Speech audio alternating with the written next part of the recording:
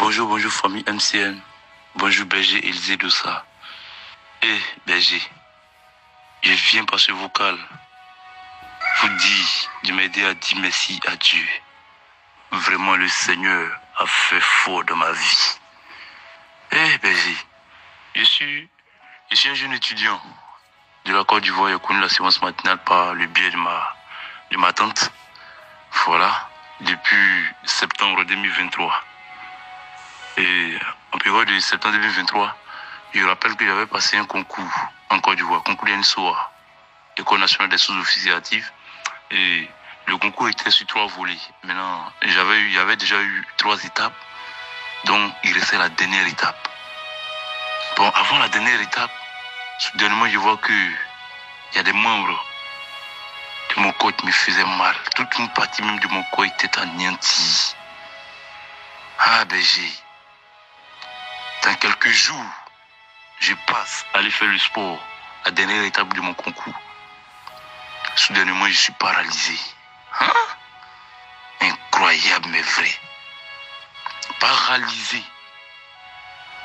Et je vais à l'intérieur du pays pour aller me soigner. Étant là-bas, j'ai connu la séance matinale. Et un jour, vous avez prié, vous avez dit à toutes ces personnes qui écoutent la séance matinale de poser là où ils ont mal. Et moi, j'ai dit au Seigneur, bien vrai que je suis venu me soigner chez quelqu'un, mais Seigneur, c'est toi qui accordes de l'intelligence, c'est toi qui accordes cela à cette personne pour qu'il puisse me soigner. Alors Seigneur, touche-moi dans le sang de Jésus. Berger, quelqu'un qui est paralysé. Je me rappelle très bien, c'était un mercredi. Moi, je ne pouvais pas marcher. Soudainement, le monsieur même me voit. J'ai commencé à marcher. Et il a crié comme ça. Que incroyable. Vraiment, le Seigneur a fait fort. Il a fait fort. C'était un peu juste mon petit message. Il fait passer ce audio et dire à toutes ces personnes qui se trouvent dans des situations compliquées de jamais abandonner. Écoutez, n'abandonnez pas. Au nom du Père et du Fils et du Saint-Esprit, Amen. Frères et sœurs, aujourd'hui nous sommes le mardi 18 mars 2025.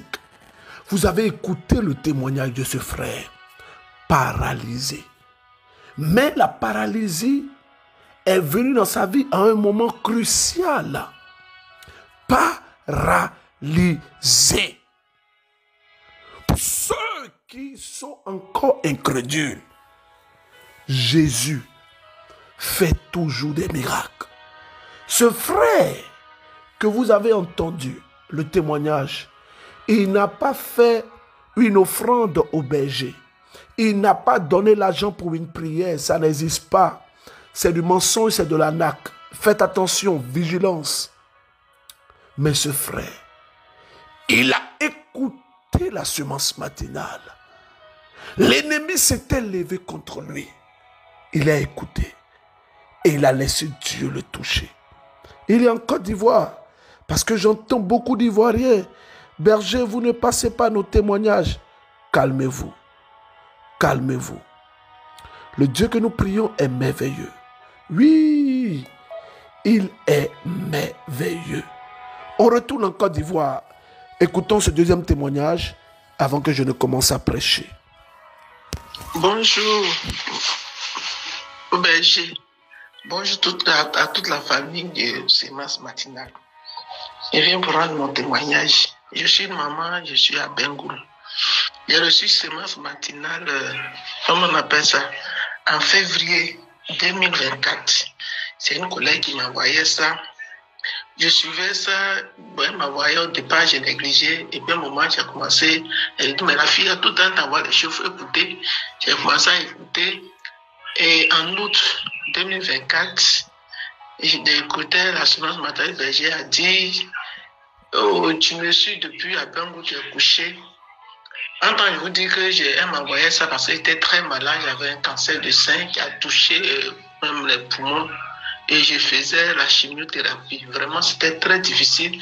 J'étais vraiment malade. C'était très difficile. Bon, c'était insupportable. Je vous épargne tous les détails. Et puis j'écoutais, et puis le berger a dit, tu as bien goût, tu m'écoutes, je ne sais pas, tu es malade, mais le Seigneur me dit, tu es guéri. Et j'ai essayé de dire au nom de Jésus, amen. J'ai commencé à prier ce jour-là, mais j'étais avec ma tante sur les lits, et on a prié. Juste après, j'ai une camarade qui m'envoie les médicaments, qui me parle d'une femme qui a les médicaments du cancer, tout. Et les médicaments coûtent cher, ben, j'ai commandé, j'ai pris aussi. Et je venais de faire les 18 séances de chimiothérapie qu'on m'a prescrit. On dit dans un premier temps, c'était pour une première partie. Après, on allait renouveler pour faire d'autres encore. Et quand j'ai pris les médicaments avec les prières, et on m'a fait... Le docteur m'a demandé d'aller faire, comment on appelle ça là, un bilan. Je suis allé faire mon bilan et figurez-vous, on me dit il n'y a plus de traces de cancer dans mon corps. Même, il n'y a plus de traces de cancer, que la maladie a disparu. Mais un médecin m'a dit ça, et puis après il a dit, mais ce n'est pas fini le protocole de traitement parce que, bon, après la chimio, là, il doit faire une ablation. Et puis, j'ai fait la radiothérapie, et puis, bon, pour ne pas que la maladie revienne et tout, non. Ben, j'ai dit non. Ça, moi, je ne fais plus parce que j'ai trop souffert ce que j'ai vu dans la chimio, là. Oh, Dieu sait. Dieu sait, et c'est Dieu qui m'a guéri. C'est mon Dieu qui m'a guéri, là. Ça ne peut plus revenir. Et j'ai eu non. Donc, je fais ce témoignage pour que les Seigneurs, que berger, continuer de prier pour moi.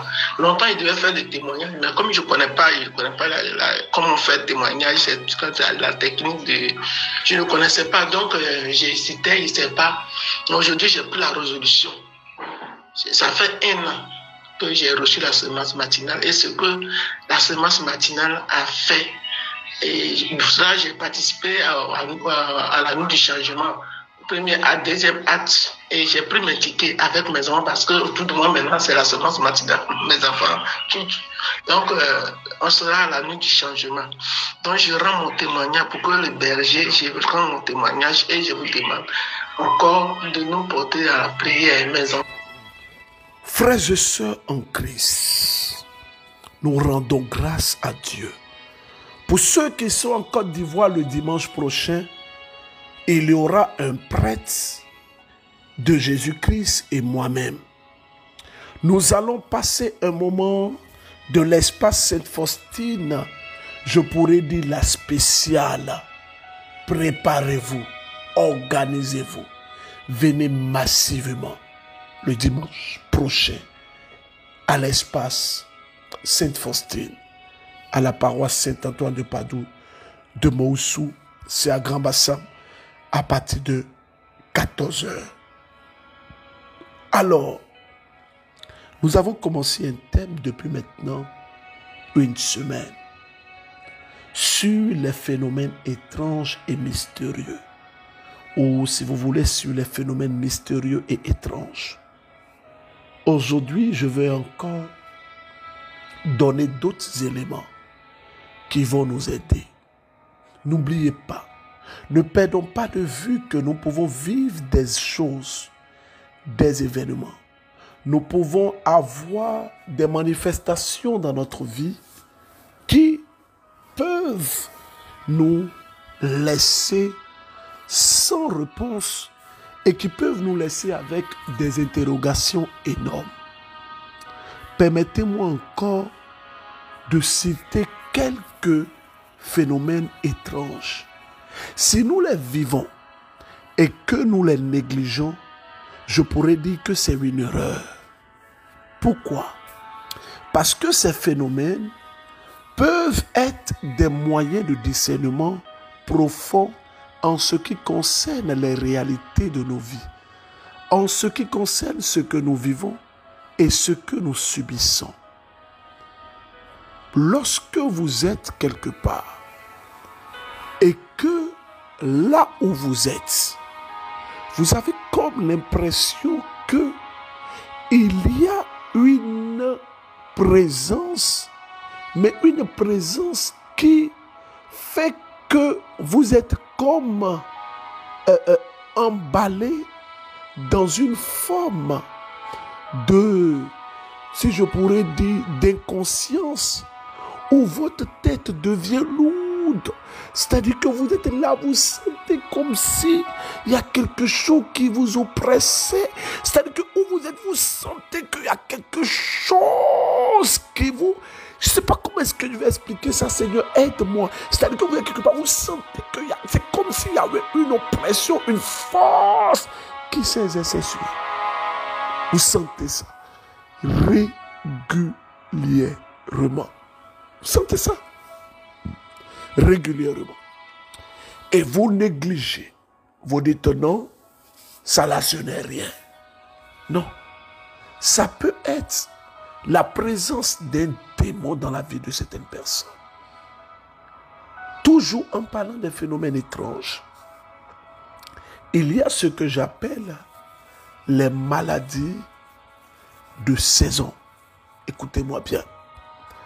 Il y a des maladies qui arrivent dans des saisons données ou encore à des périodes données. Tu peux être en parfaite santé, mais il arrive des moments où tu dois comme obligatoirement tomber malade. Des phénomènes étranges. J'ai rencontré une sœur qui, après la prière, s'était à Lomé. Elle s'est agrippée à moi, berger, je vous parlais. Je dis non, je suis pressé. Et elle m'a donné une feuille. Cette feuille contenait son intention et son numéro.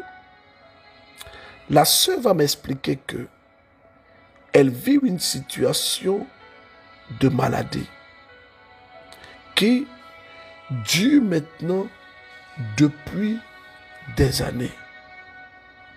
Des années. Mais elle me précise que le mal qu'elle a est un mal saisonnier qui vient durant les 6 premiers mois de l'année. Elle se sent malade. Elle va à l'hôpital. On fait les consultations, les examens. Il n'y a rien. Hey. Bonjour Berger Élisée Dossa, Shalom famille MCM. Depuis Cotonou, Bénin, je viens témoigner de la puissance du Seigneur et rendre toute la gloire à Dieu. En décembre 2024, les médecins m'ont diagnostiqué une allergie d'origine alimentaire qui se manifestait par une inflammation des doigts, des orteils et parfois des lèvres. J'avais 1 ou 2 doigts enflés chaque 2 jours, accompagnés de picotements sur la langue et la paume des mains. Puis plus tard, s'est rajouté des fièvres par intermittence. Vers la fin de l'année 2024, j'ai fait mon offrande d'alliance où j'ai soumis 2 intentions de prière et aussi ai-je intensifié la prière avec les prières inspirées acte 1, acte 2 ainsi que les cantiques de la chanteresse de la miséricorde. Le dimanche 5 janvier, je me suis rendu à nouveau à l'hôpital. Le médecin m'a demandé un bilan de santé cette fois-ci. Les résultats, taux extrêmement élevé d'infection, révélés par les examens de CRP, VS et NFS notamment. Le médecin a alors recommandé un dernier examen appelé hémoculture afin d'identifier le germe à la base de l'infection et de pouvoir prescrire l'antibiotique adéquat. Il m'a donc instruit de stopper le paracétamol parce que ce dernier examen ne pouvait se faire qu'à un pic de température pour un résultat fiable. Le 6 janvier, j'ai donc arrêté de prendre tous mes médicaments. Le médecin n'avait aucun doute. Au vu du taux très élevé d'infection, j'allais très rapidement avoir de la fièvre. Grosse stupéfaction, pendant les 12 jours qui ont suivi, je n'ai pas eu de fièvre ni d'inflammation. J'allais très bien. Alors je retourne à l'hôpital et je demande à reprendre les analyses. Le lundi 20 janvier 2025, j'ai repris les 3 examens. En début de soirée, j'avais mes résultats. Confirmation de ma guérison totale. Évidemment, je m'en doutais puisque je n'ai plus jamais eu de symptômes. Alléluia, alléluia, alléluia. Un Un miracle s'est opéré dans ma vie. Béni soit le nom du Seigneur. La semence matinale a impacté ma vie et changé ma routine quotidienne. Berger Élisée Dossa, Dieu vous bénisse. C'était mon premier témoignage. Ah, merci frère. Quand Bénino avait parlé français, aïe, aïe, aïe, aïe, aïe, aïe, aïe, aïe, aïe, aïe, aïe. Alors je rends grâce à Dieu. Je bénis Dieu. Vous voyez, dans la semence matinale, ce n'est pas une fixation sur la personne du berger ou sur autre chose. Nous faisons une fixation sur Jésus. Nous sommes un groupe charismatique et nous croyons à la manifestation des charismes. Nous croyons à la puissance de Dieu. Je veux rappeler à tout le Burkina Faso, votre fils Wendkone arrive. Je serai là du 4 avril au 6 avril 2025. Je serai à Banfora. Ça sera 3 jours. Vendredi 4, samedi 5 et dimanche 6. Avec la bénédiction de Monseigneur Lucas Sanou, que je salue respectueusement au passage. Je salue avec lui le père curé de la paroisse qui va nous accueillir, le père qui est un prêtre que j'aime beaucoup, Olivier Emma. Et je veux aussi faire une grande salutation à Monseigneur Raymond Awa, mon évêque dans le diocèse de Grand Bassam. J'aime cet homme, je l'aime trop. Monseigneur Raymond, que Dieu vous bénisse. Merci pour tout. Merci pour tout. Les phénomènes étranges, des douleurs qu'on ressent, je vais en parler. Shalom, shalom. Berger Élisée Dossa. Je suis un frère togolais résident au Sénégal. Je viens témoigner de la grandeur et de la puissance de notre Dieu dans ma vie. En effet, la semaine du 17 février, je ne me sentais pas bien. J'avais mal à la poitrine, difficilement j'arrivais à respirer. J'avais des essoufflements. Et en fin de semaine, précisément le dimanche 23, je devais voyager. Et pendant que j'étais en route, très tôt le matin, j'écoutais la semaine matinale. Quand vous avez relâché une parole de connaissance, comme quoi il y a un frère qui vous écoute, qui a les écouteurs dans les oreilles, dont le cœur est en train de le lâcher. Et vous avez prié pour la restauration, la guérison. J'ai saisi cette parole de connaissance et prié. Et je viens témoigner que depuis ce jour, je n'ai plus ressenti aucun mal de cœur, ni d'essoufflement. Joignez-vous à moi pour rendre grâce à notre Dieu. Je bénis le nom de l'Éternel qui passe par vous pour bénir son peuple, pour sauver son peuple. Qu'il vous bénisse, qu'il étende vos limites. Merci à Dieu. Merci. Vous savez, pendant que je suis en train d'enregistrer cette semence matinale, Dieu, par l'action de son esprit, me donne une intuition.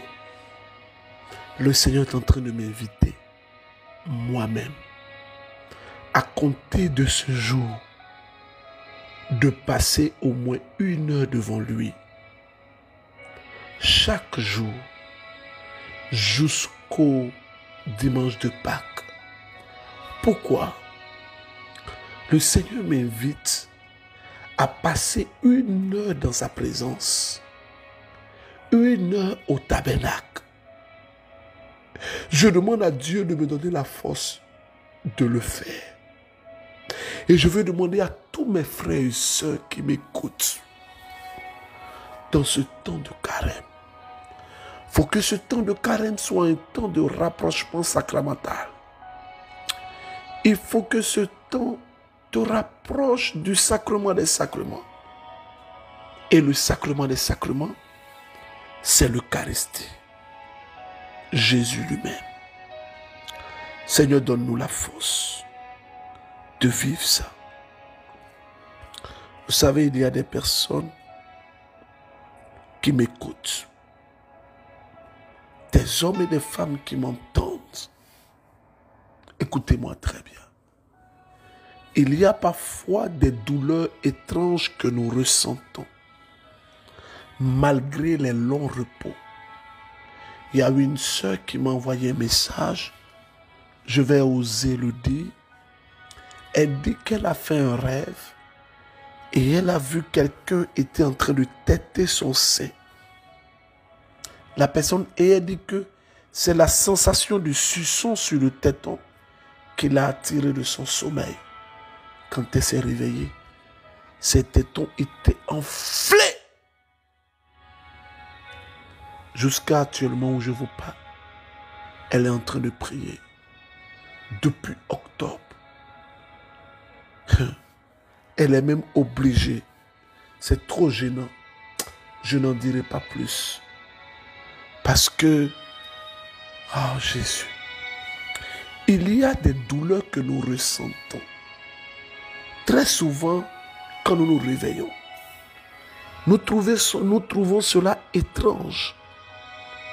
Et nous n'accordons pas de crédit. Écoutons ce témoignage. Après, je finis avec mon développement. Bonsoir, Berger Élisée Doussa. Je suis une sœur de la Côte d'Ivoire. J'ai connu la sémence matinale depuis le mois d'octobre 2024.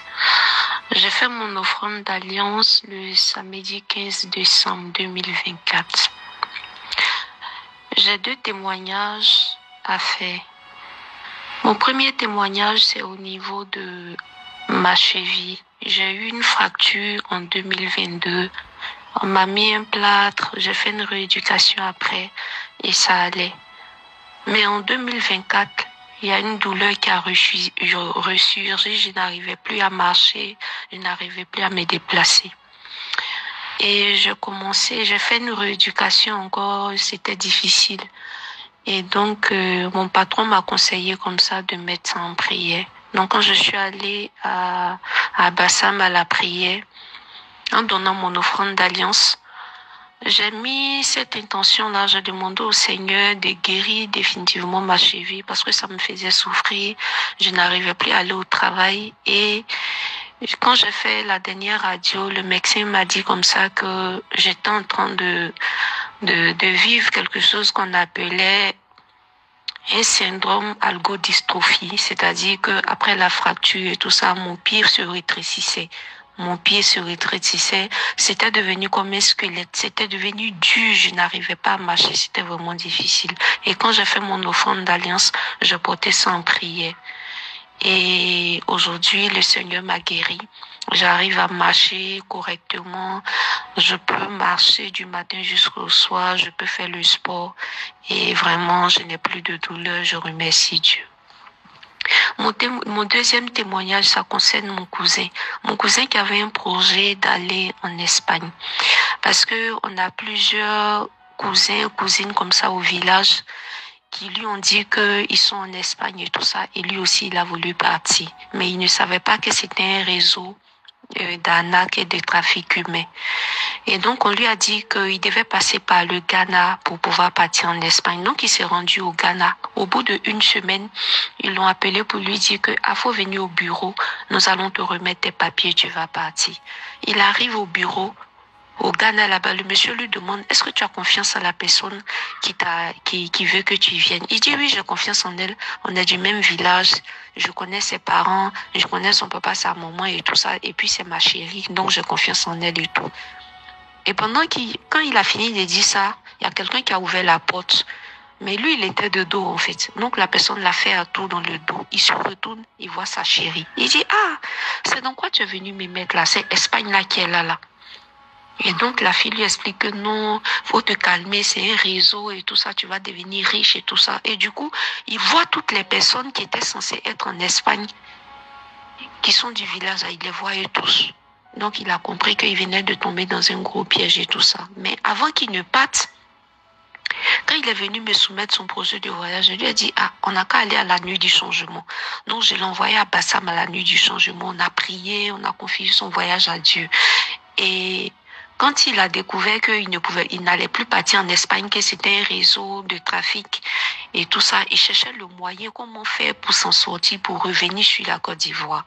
Et c'est là que notre Seigneur Jésus-Christ va agir dans sa vie. Il est rentré, il a commencé à prier, il dit, comment je vais faire pour pouvoir m'enfuir?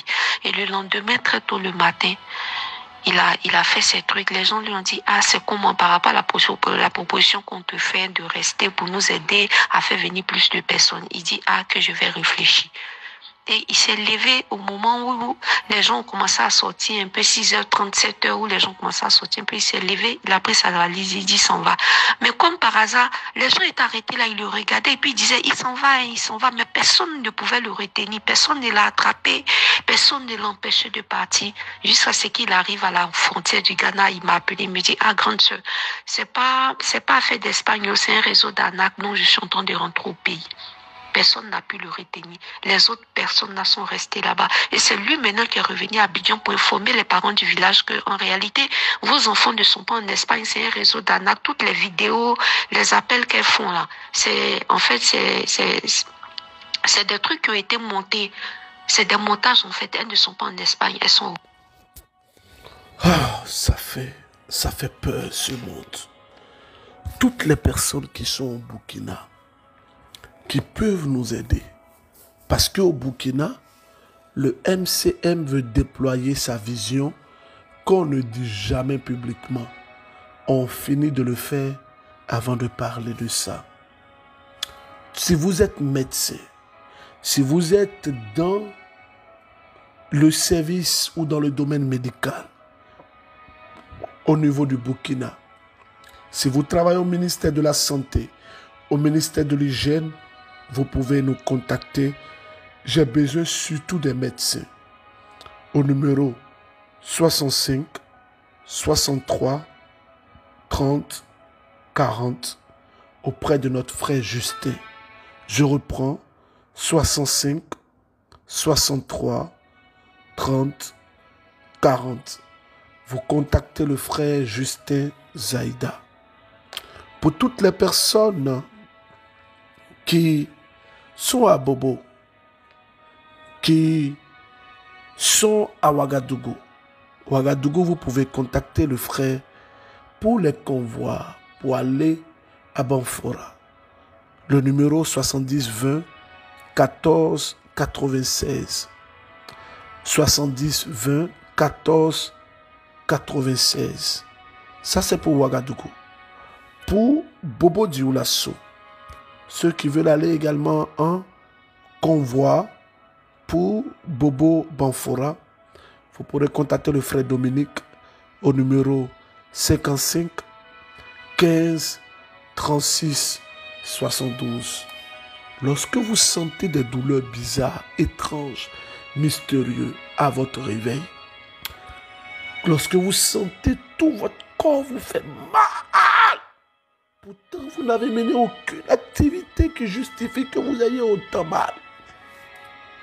Frère, il ne faut pas s'asseoir comme ça. Non. Il faut chercher à comprendre. Quelqu'un disait qu'il est important de chercher à comprendre le pourquoi de certaines choses. Oui, le pourquoi de certaines choses. Je nous demande de méditer aujourd'hui 2 Jean. 2 Jean, il y a un seul chapitre et il y a 13 versets. Pardon. Quelqu'un est donné. Encore, il est sabari. Il est sabari. Il est Jean. 2 Jean, chapitre 1. Il est sabari. Kakara. Il est sabari ka. Bible nous kara. Il est sabari. 13 chapitres, pardonnez. Mais il y a quelqu'un beau. Chapitre verset 13. 13 versets. Et je vais vous demander ceci. S'il vous plaît. De tout cœur. Quand vous méditez. Demandez-moi. Ou bien je vous demande pardon. Ce que vous avez retenu. Dites-moi comment, sur vos statuts WhatsApp. Je regarde tous vos statuts. Je regarde vos statuts. Écrivez sémence matinale, test du jour, méditation, 2 Jean chapitre 1. Et puis vous écrivez sémence matinale, méditation, 2 Jean chapitre 1, ce que j'ai retenu. Vous écrivez. Ça va aider vos frères. Ça va aider vos frères.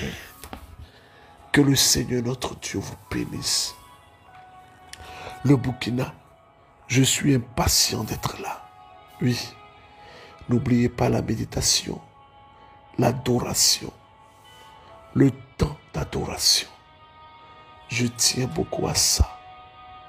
Que Dieu, notre Père, vous bénisse. Qu'il vous bénisse, qu'il bénisse votre famille, que son sang vous accompagne, que sa puissance casse les chaînes au nom de Jésus-Christ, au nom du Père et du Fils et du Saint-Esprit. Amen.